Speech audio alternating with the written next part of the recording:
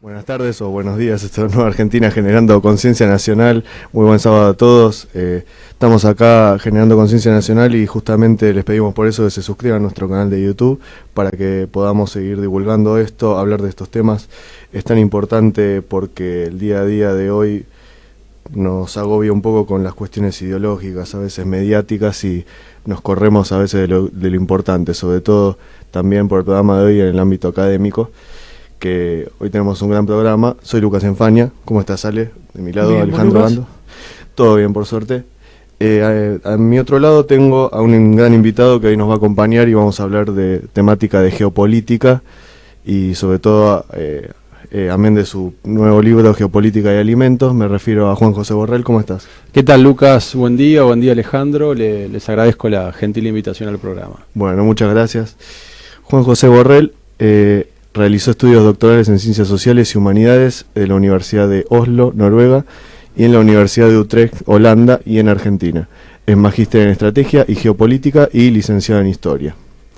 También es profesor titular por concurso de Seminario de Geopolítica, de Maestría de Estrategia y Geopolítica de la Escuela Superior de Guerra del Ejército y de Geopolítica, en la especialización en Historia Militar Contemporánea y la Universidad de Defensa Nacional. Es profesor a cargo del Seminario de Geopolítica de Recursos Naturales y en la Facultad de Defensa Nacional, profesor e investigador adjunto concursado del Consejo de Investigaciones por la Universidad Nacional de Rosario, miembro de la Delegación Oficial Argentina en Cancillería ante el Committee of World Food Security del Organismo de Naciones Unidas para la Alimentación y la Agricultura, y autor de varios artículos de investigación en revistas nacionales e internacionales, y obviamente recientemente del libro Geopolítica de Alimentos, el desafío de la seguridad alimentaria frente a la competencia internacional por los recursos naturales. Te agradecemos mucho por venir, Juan José. Muy bien. Vamos a hablar un poco del tema de geopolítica de alimentos, que es el tema de tu libro, y la competencia internacional por los recursos naturales. Vamos a estar hablando en el primer bloque de la Argentina, cómo esta cuestión del granero del mundo ha sido de gran, digamos, de gran utilidad para las potencias. En el segundo vamos a abordar el tema de recursos naturales en Sudamérica y el acecho de China y Estados Unidos, por ejemplo, el tema de recursos.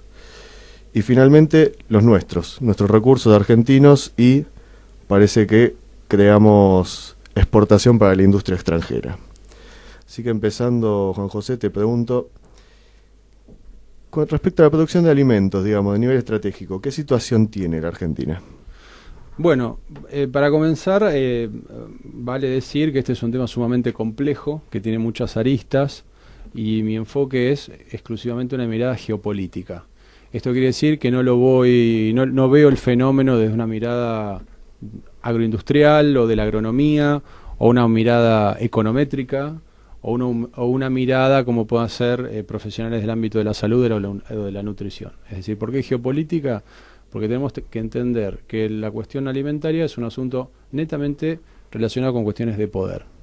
Entonces, en este sentido, el suministro alimentario está cruzado por la alta política a nivel internacional, por los intereses de las grandes potencias, y esto en el sentido de que, primero, antes que nada, tenemos que entender qué posición ocupa Argentina en el sistema internacional, en el tablero geopolítico internacional, a los efectos de desmitificar lo que es el paradigma liberal de que en el mundo reina la libertad, la igualdad y la fraternidad. Es decir, que somos todos iguales, lo que prima son las relaciones, ahora se llaman de cooperación, de solidaridad, y realmente el tablero internacional es un sistema asimétrico, es decir, no somos todos iguales. Y lo que no prima necesariamente es la solidaridad. En todo caso, eso es una propuesta. Lo que prima principalmente son los intereses y las relaciones de poder. Y el sistema alimentario no es ajeno a este tipo de configuración, ¿no? Entonces, si nosotros creemos que estamos en un plano de igualdad con Estados Unidos, Gran Bretaña, Rusia, China, Bolivia y Uruguay, estamos reproduciendo una gran mitología, ¿no? Entonces, en este sentido, Argentina es un país que por su configuración de economía política de las últimas décadas ha estado tendiendo cada vez más hacia una posición de periferia. ¿Por qué? Bueno, porque en términos sí económicos, la mayor parte de lo que es su PBI se basa en lo que es la exportación de materia prima en bruto, ya sea tanto energía, hidrocarburos, minerales, como principalmente materias primas alimenticias, que no son alimentos, como dicen muchos, no es alimentos para personas o únicamente para forrajes. Estamos hablando de commodities, es decir, son bienes básicos, bienes primarios, que están en un circuito económico internacional. Es decir, que vengan del campo, vengan del agro, no quiere decir necesariamente, ya y esto hay que entenderlo, que sirva para alimentación humana. Entonces esto es clave a la hora de entenderlo, estas dos cuestiones.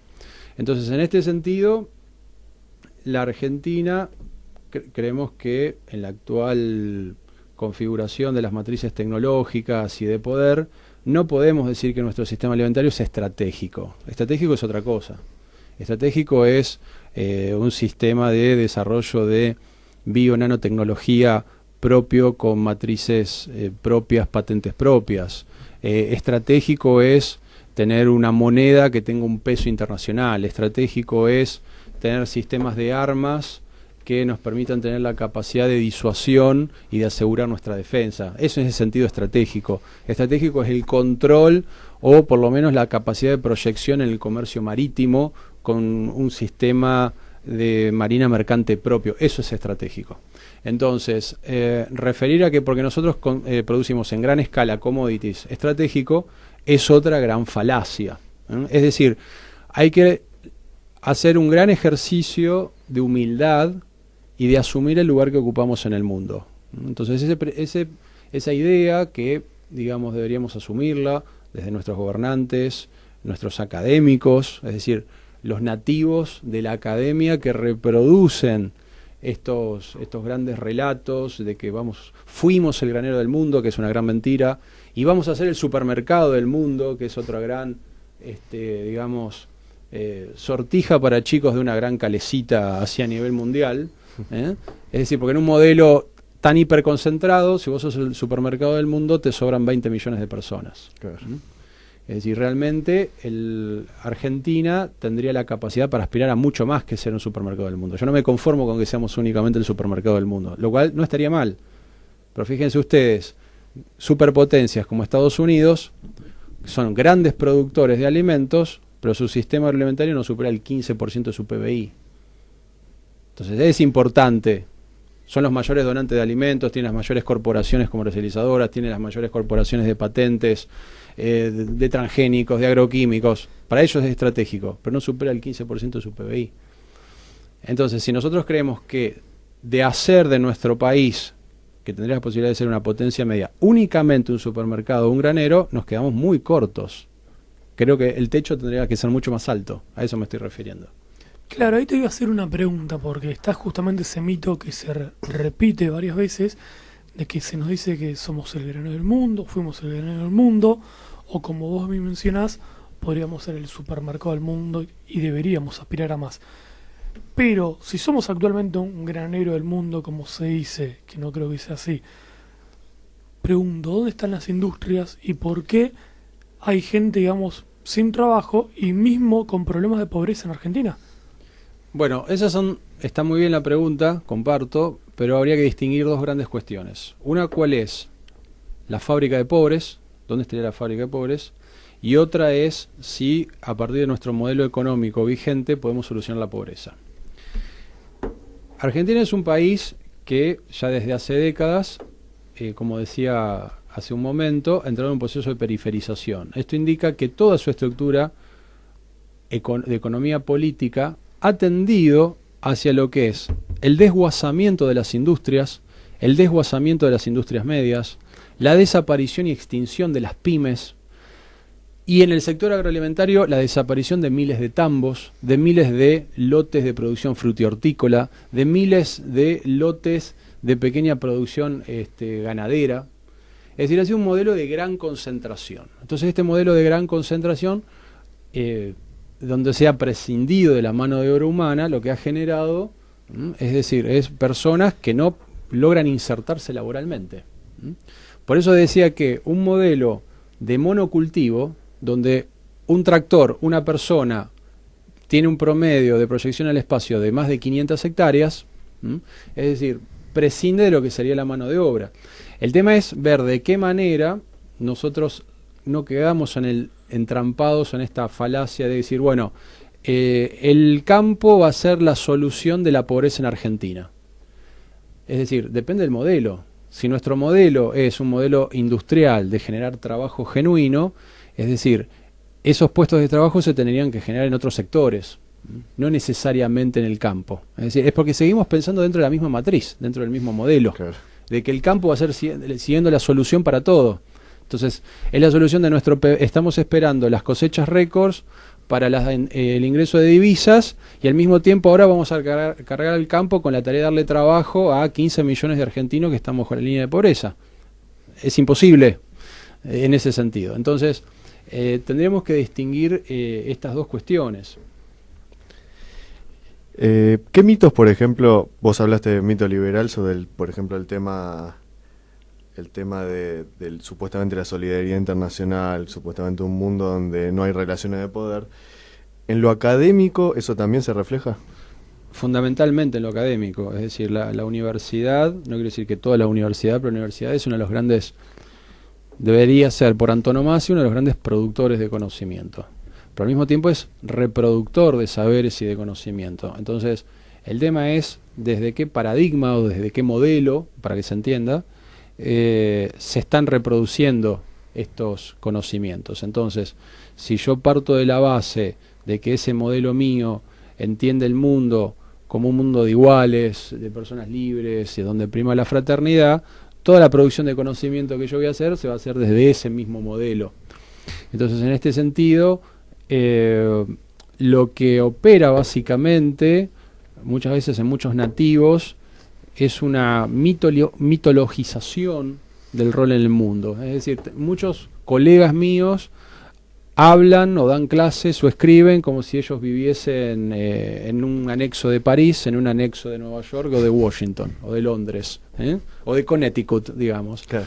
Es decir, no se ubican, no ponen los pies en la tierra desde donde están escribiendo. Es decir, y la universidad muchas veces, y estamos hablando de universidades nacionales, es decir, universidades que son del Estado, que deberían estar acordes a un proyecto nacional. Entonces, muchas veces desde la misma universidad se comete esta idea de atacar al Estado, cuando el mismo Estado, o sea, somos todos los que mantenemos la universidad, pero muchos colegas se dan, digamos, esta atribución de criticar al Estado, o de no tener un proyecto que coincida con lo nacional, porque se consideran cosmopolitas, son claro, ciudadanos del mundo, están como una especie de cerebro flotando en el espacio, más allá del bien y del mal, pensando que la ciencia es algo neutro, lo cual es otra gran falacia. El conocimiento no es neutro. Es decir, ¿qué es lo que es neutro? 2 más 2 es igual a 4. Sí, por supuesto, 2 más 2 igual a 4 es en Argentina, en China, en la Cuba de los Castro o en Uganda. Eso es universal. Ahora, pero el uso que vos haces del conocimiento no es neutral, no es objetivo. Lo haces de acuerdo a determinados intereses. Entonces, en este sentido, si nosotros estamos produciendo ciencia política, ciencias sociales, estamos refiriendo un proyecto de nación, de Estado y demás, lo hacemos desde una visión particular. Te puede gustar o no te puede gustar esa visión, pero nunca podemos decir que esa visión es la verdad, ni que es neutral, ni que es objetiva. Exactamente, claro, pues falta la conciencia nacional ahí. Falta la conciencia primero de decir cuál es tu lugar en el mundo, quién claro, sos. Después, si vos podés convalidar y decir, bueno, me sumo a un proyecto nacional. Ahora, entender de que ese proyecto nacional, es decir, se tiene que lograr de acuerdo a una configuración de intereses que nucleen a toda tu comunidad. Es decir, vos no podés alejarte de ese proceso como si vos estuvieses realmente flotando en el espacio. Es decir, no, perteneces a una comunidad, perteneces a una sociedad, es decir, le hablas a un público, te mantienen instituciones, realizás tus aportes, consumís, es decir, estás relacionado, íntimamente relacionado con esa sociedad. Entonces, ese es cuando yo digo la gravitación de poner los pies en la tierra, ¿no? Claro. Eso con Lucas lo hemos hablado varias veces y lo hemos observado, cómo pareciera que hay intelectuales, ¿sí?, tanto como políticos, hay que decirlo desgraciadamente, que aparte de creer en este paradigma liberal de que se piensa que se está en igualdad de condiciones para con las potencias, que no se tiene en cuenta en absoluto cuestiones de poder, ¿sí? Que pareciera hay una excesiva ideologización en los políticos, y así como bien mencionabas en los intelectuales, desde la cuestión de que a veces yo los veo que parecieran estar más ubicados en Europa o en Estados Unidos, y faltaría, quizás no sé si por un prejuicio tonto, ubicarse en Sudamérica, ¿sí? No sé si se piensa, capaz hay un prejuicio que se ve, no, Sudamérica, eso es patria grande, eso es izquierda y demás, y ya lo apartamos, y no se ve la necesidad, parece, decime si me equivoco, de agarrar un mapa y decir estamos en esta parte del mundo, compartimos recursos con estos países, ya sea litio, Bolivia, Chile, la cuestión de la marina mercante, lo tenemos que negociar con lo que es Brasil, Paraguay, también con Uruguay. Si queremos recuperar un día mañana Malvinas, también tenemos que hablarlo con estas patrias. O sea, ¿qué sucede? Que no pareciera que hay esa necesidad en el lado intelectual, de que para mí tendría que haberla, de generar un bloque sudamericano que Argentina tranquilamente podría liderar. Bueno, ahí es una pregunta muy interesante la tuya, que tiene muchas aristas.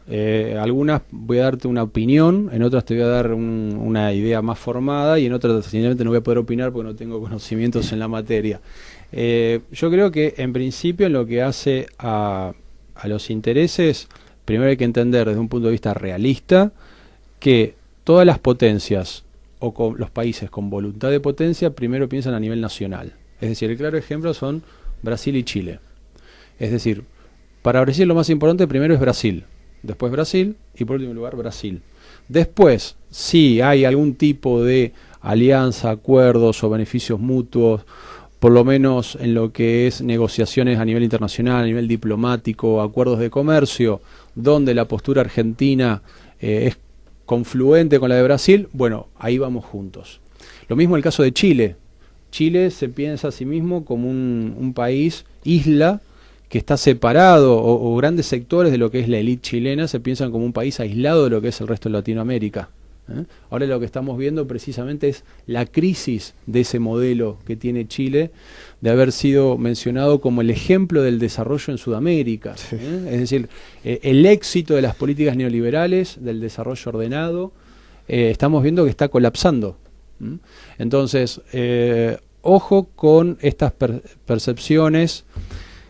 ¿Y por qué digo Chile? Precisamente por lo que estamos viviendo en estas últimas semanas, y porque si estamos hablando de defensa de los recursos, defensa de la soberanía, Chile ha tenido un rol, por ejemplo, en lo que ha sido, y vos mencionabas recién Malvinas, de haber apoyado a Gran Bretaña durante el conflicto de Malvinas. Y acá se da el ejemplo paradigmático de un país de la periferia, donde el nativo de la periferia se cree que porque fue, digamos, colaboracionista con la gran potencia de Gran Bretaña, esa gran potencia los va a tratar como iguales. Y jamás las potencias tratan como iguales a un nativo de la periferia. No. A los chilenos les ha costado mucho ver, por ejemplo, lo que implicaba el fenómeno mapuche. Ellos creían que los mapuches, ellos decían, los corríamos con los carabineros. Y no entendían que el movimiento mapuche se los había sembrado como un caballo de Troya a Gran Bretaña. Porque ¿cómo? Si nosotros fuimos aliados de ellos y somos aliados de ellos, nos van a vulnerar nuestra propia defensa. Claro. Yo recuerdo 10 años atrás hablando con un teniente coronel chileno, y ellos decían, no, pero nosotros los mapuches los corremos con los carabineros. Hasta que en los últimos años se fue descubriendo los lazos que existían entre el movimiento mapuche, que reclama la secesión de la Patagonia chilena y la secesión de la Patagonia argentina, con ONGs británicas y ONGs francesas. Es decir, era un tema sumamente complejo. Pero claro, como ellos decían, nosotros fuimos aliados de estas potencias, como nosotros somos un ejemplo de neoliberalismo, como somos un ejemplo de desarrollo, no tenemos nada que ver con Latinoamérica. Entonces, a mi entender, Alejandro, respecto a tu pregunta, yo creo que primero, antes de integrarnos o de posibilitar esta unión de países sudamericanos, primero tenemos que entender desde qué punto de vista lo vamos a hacer. Si nuestra posición es de debilidad, esa unión sudamericana la vamos a hacer de una posición débil. Si nuestra posición con Brasil es de subordinación o una relación asimétrica, si se quiere, esa unión sudamericana vamos a tener un rol subordinado. Entonces, primero la construcción se tiene que hacer a nivel argentino. Es decir, Argentina tiene que construir poder, aumentar sus factores de poder. Entonces, a partir de una posición incipientemente creciente, ahí sí podemos planificar o en todo caso discutir desde otro lugar ciertos temas de agenda. Es decir, porque si no la agenda la imponen otros. Exactamente, que es un poco lo que vamos a tratar en el siguiente bloque con el tema sudamericano y el tema de las potencias. No se olviden de suscribir a nuestro canal de YouTube de Nueva Argentina.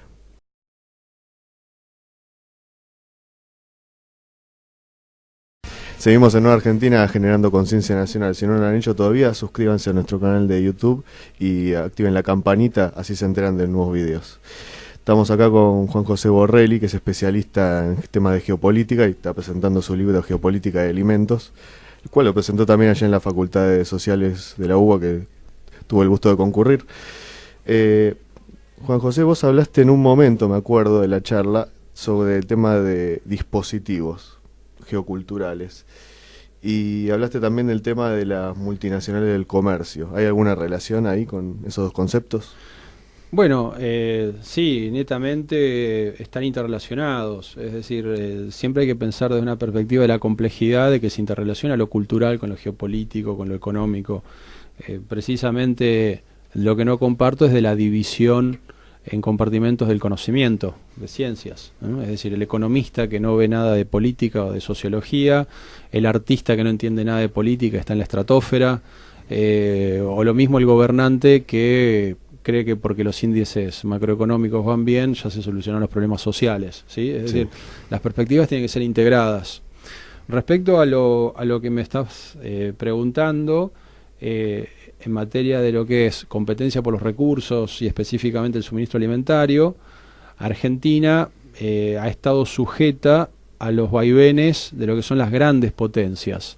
En particular, si nosotros vemos lo que es la configuración del sistema agroalimentario de hace 10 años, Argentina estaba en un proceso de lo que era oligopolización por parte de grandes corporaciones pertenecientes al mundo atlántico, si se quiere.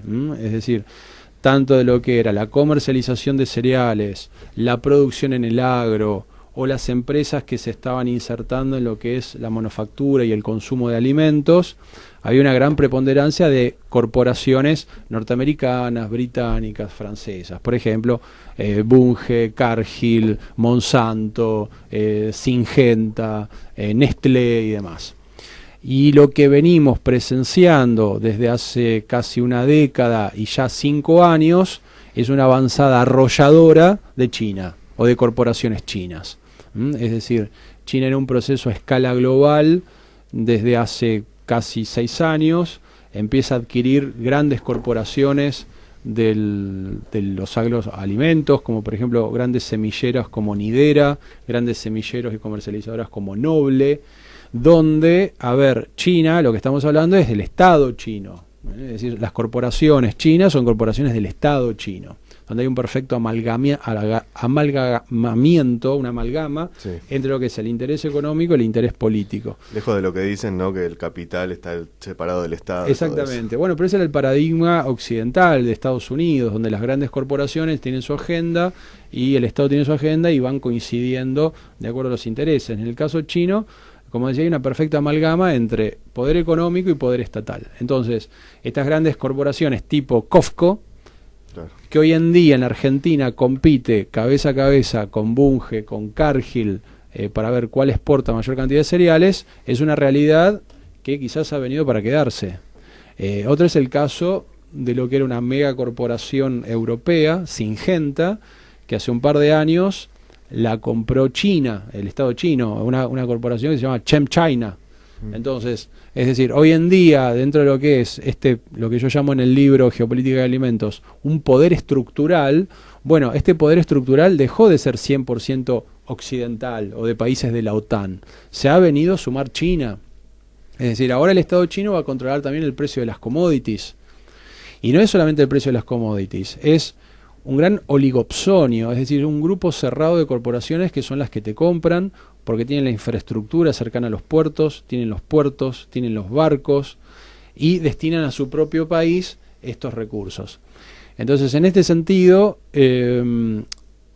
si bien Argentina se ha visto beneficiado por lo que fue el gran crecimiento chino, que fue uno de los factores que nos traccionó la economía después de la crisis del 2001, no fue esto sin una consecuencia política, que ha sido, digamos, ir perdiendo una posición relativa y cada vez más subordinada a estos oligopolios, que han ido comprando empresas argentinas, han ido comprando semilleras, al punto de que hoy en día Argentina, o el chacarero argentino, es un gran alquilador, digamos, una persona que tiene que alquilar los insumos para poder producir en el campo, desde las semillas transgénicas, los agrotóxicos, quién te va a comprar esas semillas, es decir, entonces se ha transformado en realidad como una especie de empleado, por un lado del Estado, que tiene una política fiscal expoliatoria, sí, que ha contribuido a la gran concentración de la propiedad y a la pérdida de la pequeña propiedad, y estas megacorporaciones, como decía, europeas, norteamericanas y ahora chinas, que también están haciendo su propio juego. Entonces, en ese sentido es que digo que tenemos un rol totalmente de subordinación. No podemos definir políticas en esa línea, ¿no? Recuerdo ayer salió una noticia en Infobae que titulaba como el presidente chino rápidamente contactó a Alberto Fernández para mantener sus acuerdos nucleares de litio y comunicaciones. ¿Cómo crees que deberíamos reaccionar frente a esto? ¿Cómo lo podríamos aprovechar a favor? Bueno, creo que no tengo la respuesta para eso. Ese es el rol de los políticos que votamos o no, ¿no? Tenemos que entender que Argentina está en una posición de debilidad. Y las posiciones de debilidad no son las mejores para poder negociar. Lo que está buscando asegurarse China es la continuidad de políticas a largo plazo que ellos sí tienen, que es una proyección hacia lo que se dio en llamar el hemisferio occidental, donde lo que es nuestra región, el Cono Sur, siempre ha sido una zona de solapamiento de los intereses británicos con los intereses norteamericanos. Lo que ha venido ocurriendo en los últimos 20 años es cada vez una mayor presencia, una creciente presencia china, que se ha solapado con estos intereses que estaban existiendo. Es decir, China tiene una agenda a muy largo plazo, algo que nosotros no podemos entender. Nosotros somos un país, en este sentido, con una política enana, que mira que ya el mes próximo es la eternidad, es decir, no podemos planificar de acá a un mes, frente a estas megapotencias que tienen otra concepción del tiempo, otra concepción del espacio, otra concepción de la política. Ellos proyectan a muy largo plazo. Ellos tienen una agenda propia, que es una agenda expansiva, es una agenda, podríamos llamar, de carácter hegemónico, donde lo que está es solapándose con las antiguas, con las regiones de proyección de influencia de los Estados Unidos y de Gran Bretaña. Entonces, en este marco hay algunos que son más optimistas. Por ejemplo, mi colega Marcelo Bulo, él plantea que esta pugna que se va a dar entre las superpotencias nos puede llegar a dar un margen de acción como para poder negociar algún tipo de ventaja. Ahora, insisto, yo creo que más allá de salvar la economía, el ingreso de divisas, el ingreso de dinero, si la clase política argentina no asume la tarea de que es desde Argentina de donde vamos a construir un proyecto que incluya a toda la población, no va a venir nadie a rescatarnos, a salvarnos. Esta idea salvacionista, ahora vienen los chinos a salvarnos del yugo anglo-norteamericano. No, los chinos vinieron a hacer su propio negocio. Brasil ahora con la unidad del Mercosur nos va a venir a salvar. No, en absoluto. Los brasileños tienen su propia agenda, que también es una agenda de potencia regional. Entonces, lo que tenemos que entender es volver a creer en nosotros mismos y a crear las condiciones donde seamos afines a un modelo de crecimiento propio, no un modelo del decrecimiento, ¿no? Esa me parece que sería un poco la clave de lectura. Sabemos que no solamente Argentina, sino toda Sudamérica cuenta con una gran cantidad de recursos. Me acuerdo que habíamos entrevistado a Nelson Ramírez de Orden Venezuela y comparábamos que es otro país también con mucho peso en recursos. Bueno, compartimos nosotros, como bien hemos mencionado, litio con lo que es Bolivia, Chile, ¿no? La marina mercante y demás. Sabiendo esto, ¿cómo podemos reaccionar frente a este hecho de las potencias frente a nuestros que quieren tomar nuestros recursos, materias primas, sin que nosotros les generemos valor agregado, lo cual nos permitiría, digamos, generar industria propia. O sea, ¿qué podemos hacer no solamente para defender nuestros recursos, sino para decirle, no, los queremos aprovechar nosotros realmente? Bueno, ese es un tema de política, netamente político, y del modelo al cual nos vamos a encaminar. Es decir, a mi entender, a mi humilde entender, lo que me parece es que falta es un proyecto y un modelo de país. Es decir, bueno, este es el modelo consensuado por todos los sectores políticos, por los sectores económicos, por los sectores sindicales. Este es el modelo, con más o menos rangos de posibilidad. Este es nuestro norte, hacia este sentido vamos. Entonces, dentro de ese modelo debería estar lo que se llama una gestión de los recursos naturales en un sentido soberano. Es decir, por ejemplo, tengamos en cuenta que en el caso que recién mencionábamos de Venezuela, el principal comprador del petróleo venezolano es Estados Unidos.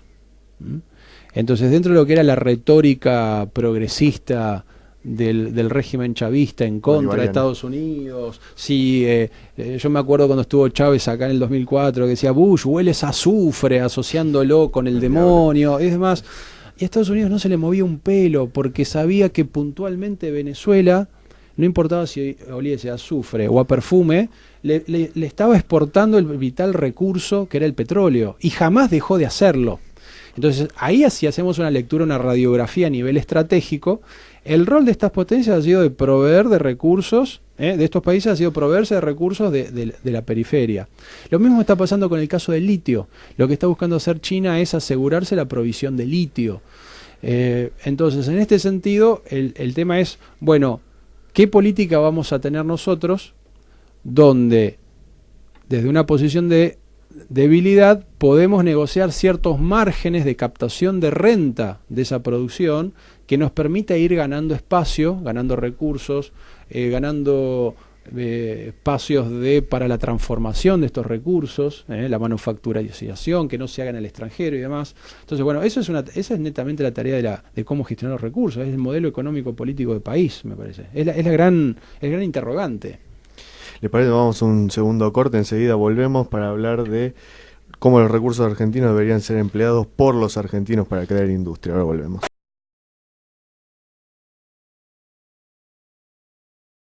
Seguimos en Nueva Argentina generando conciencia nacional. Si no lo hicieron, suscríbanse a nuestro canal de YouTube. Estamos con Juan José Borrell, que es especialista en temas de geopolítica y sobre todo del tema de alimentos, con el cual presentó su libro Geopolítica de Alimentos. Vamos a hablar un poco de recursos argentinos y cómo son empleados por la industria extranjera. ¿Qué importancia tiene? Pues hablamos al final del bloque anterior un poco del tema de más al mediano plazo, qué se puede hacer en la región y qué se puede hacer para ir articulando alguna estrategia, pero por ejemplo el tema del conocimiento creo que es más a largo plazo. ¿Qué incidencia tiene que tener para un proyecto nacional? Bueno, el conocimiento es clave, es decir, sin conocimiento vos no sabés quién sos y hacia dónde vas y con qué instrumentos vas a hacer lo que querés lograr. Es decir, y conocimiento no es, insisto con esto, únicamente un conocimiento técnico, un conocimiento instrumental. Vos podés ser un gran técnico, pero no tener sentido de cuál es tu función en un sistema económico, un sistema político. Entonces esto es clave. Argentina es una gran formadora de técnicos, es decir, tanto las instituciones que yo pertenezco, que son todas del Estado, la Universidad Nacional de Rosario, la Universidad Tecnológica, la Universidad de la Defensa Nacional, son grandes formadores de técnicos. Es decir, pero precisamente lo que carecen es de una visión del Estado-Nación. Es decir, más cuando son universidades que las mantiene toda la ciudadanía, ¿no? Esto es clave, por ejemplo, en lo que hace al sistema agroalimentario, eso lo notamos, y está en el libro Geopolítica de Alimentos, algo que a mí me parece que es una realidad paradójica, ¿no? Porque tenemos grandes universidades con carreras de bioquímicas, de biotecnología, tenemos laboratorios, tenemos excelentes profesionales, muchachos y chicas que son doctores y desarrollan sus investigaciones en estos laboratorios, hacen pasantías en estas grandes corporaciones de la bioquímica, de la agrobiotecnología y demás, pero si nosotros vamos a ver a quién pertenecen las patentes que se aplican en el agro argentino, podemos ver que, digamos, casi el 95%, 96% de las patentes, sobre todo ni que hablar 100% de soja y maíz, pertenecen todos a grandes corporaciones transnacionales. Bayer Monsanto, Syngenta ChemChina, Corteva, que es Dow Chemical y DuPont, BASF, que es otra megacorporación alemana. Es decir, el Estado inteligentemente financia la universidad pública para formar grandes recursos, pero después actúa como un Estado bobo al reconocerle las patentes a estas grandes corporaciones, las cuales tiene que alquilar el chacarero para poder producir en el agro. Y después fustigamos al chacarero por lo que es la sojización. Entonces, ¿cuál podría ser una buena política de Estado en este sentido?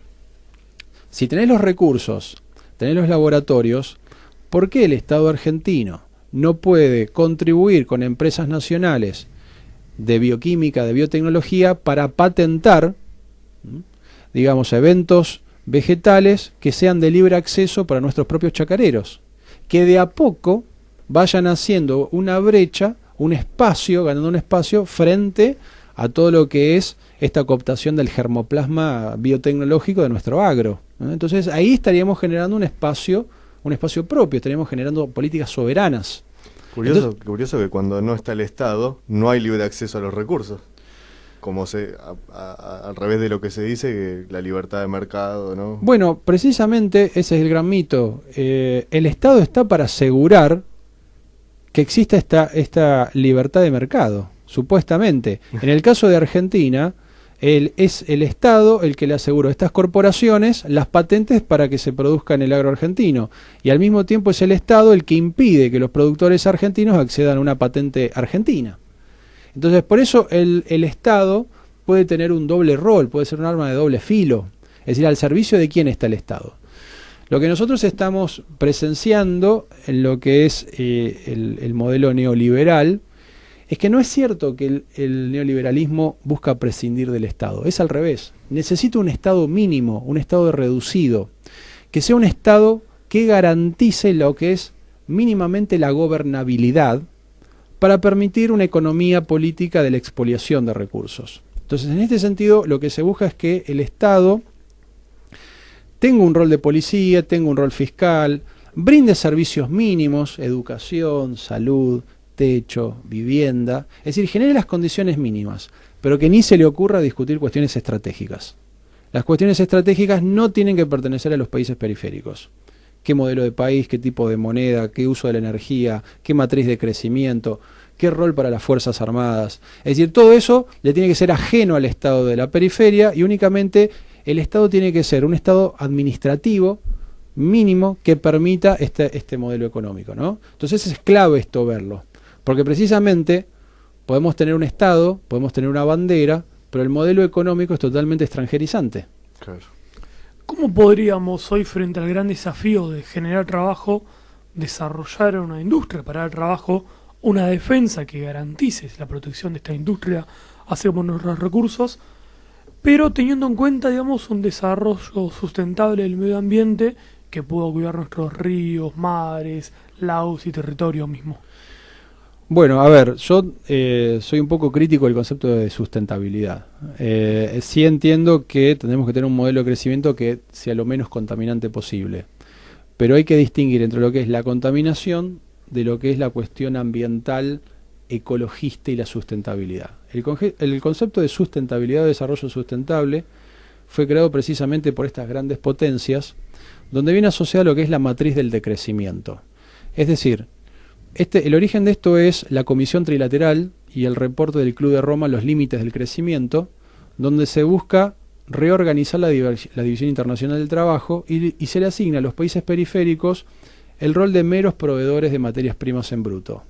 Entonces, ¿de qué manera vos contribuís a un futuro sustentable? Bueno, decreciendo, es decir, aplicando las políticas que vayan en el sentido inverso a tu crecimiento. Por ejemplo, reducir tu crecimiento demográfico, reducir tu crecimiento industrial, reducir tu uso de energía hidrocarburífera, terminar con tu uso de energía industrial. Es decir, todos los factores de poder que te constituyen, que a todas las naciones le han servido para constituirse en potencias medias o grandes potencias, que los desmontes, que vuelvas a la atracción a sangre, que vuelvas a todos estos discursos antinatalistas, que reduzcas tu población.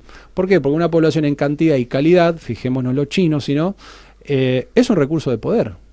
¿Qué están haciendo los chinos? Están mejorando su dieta, están comiendo proteínas, están aumentando su esperanza de vida, están aumentando lo que es su capital fisiológico. Legalizaron la política de 2 hijos por mujer. Es decir, ¿por qué? Porque quieren ser la principal potencia demográfica, porque entienden que su población en cantidad y en calidad es un factor de poder clave. Entonces, si nosotros no podemos ver esto, estamos yendo en sentido inverso. Entonces, bueno, yo creo que hay que volver a recuperar, por eso decía, estas matrices de crecimiento. Hay ciertos modelos que en Argentina fueron exitosos, por ejemplo, todo lo que fue el rol industrial implementado por una burguesía industrial y por las Fuerzas Armadas cuando se creó la planta, por ejemplo, de Somisa, la industria pesada, el acero para la industria argentina, todo el modelo de YPF original de la década, fines de la década del 10 y de la década del 20, de Mosconi, del general Baldrich, durante los gobiernos de Irigoyen, Alvear y demás. Es decir, todo ese periodo que va desde 1916 hasta casi la década del 40, donde había un proyecto de una Argentina potencia media en el cono sur, donde nuestros mayores rivales eran Brasil y Chile, ¿no? Entonces, en ese sentido, no digo que hay que reeditar esa relación, ¿no? Al contrario, tenemos que tender hacia la cooperación, porque el mundo es mucho más complejo. Los que antes eran gigantes hoy son súper gigantes, entonces necesitamos alianzas estratégicas con Brasil, necesitamos una alianza con Chile para salir al Pacífico, necesitamos alianzas con nuestros hermanos de Uruguay, de Paraguay, de Bolivia y ni que hablar de Perú. Pero, digamos, lo vamos a hacer desde una posición construyendo poder. Entonces, bueno, quizás ese modelo industrial haya que reducir los niveles de contaminación. Ahora, lo que no podemos comprar como un discurso propio es el discurso de las grandes ONGs transnacionales del ambientalismo radical. Yo siempre cito el caso de uno de estos grandes comodines, de estos grandes científicos, Sir James Lovelock, uno de los grandes referentes de la academia anglosajona, que establece que para estar en equilibrio con la madre naturaleza, esta figura así un poco bucólica, en el mundo tendrían que existir no más de 500 a 1000 millones de personas. Entonces la gran pregunta, la gran inferencia es, bueno, ¿pero qué hacemos con los otros 6.000 millones, donde estamos nosotros incluidos? Es decir, estos llamados a los genocidios masivos, a la reducción de la población en los países periféricos, hay que entender lo que es una política que ya sea directamente o sutilmente se nos quiere introducir a nosotros. El neomalthusianismo. Exactamente, el espíritu neomalthusiano, sí. El creer que el gran problema es que sobra la población. Es decir, y nosotros estamos incorporando estos discursos donde queremos eliminar a la pobreza, eliminando al pobre, desde la cuna. Entonces, esto es clave entenderlo. No vamos a solucionar la pobreza. Es una forma de solucionarlo, es el que proponen las potencias. Solucionar la pobreza eliminando al pobre. Yo creo que lo que tenemos que tener es solucionar la pobreza generando trabajo, con un modelo de inclusión realmente y de crecimiento. Ese creo que sería un proyecto a seguir. En la construcción del poder nacional, vos mencionás, por ejemplo, el tema de la salida al Pacífico, ver el tema de los recursos.